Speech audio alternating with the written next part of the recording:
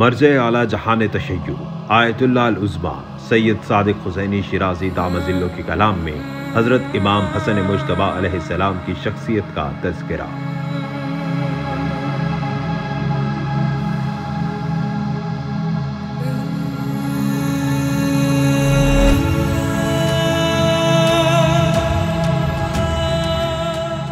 इमाम हसन मुज्तबा अलैहिस्सलाम की मज़लूमियत को एक या दो नोट बॉक्स में लिखना मुमकिन नहीं है। बुज़दिलियाँ और बेवफाइयाँ जो इमाम हसन मुज्तबा अलैहिस्सलाम के हक़ में हुई, ये कोई एक दो नहीं है, बल्कि लाजमी है कि तारीख़ और रिवायात की तरफ मुराजा किया जाए, ताकि जितना तारीख़ में मरक़ूम है उस तक रसाई मुमकिन हो सके।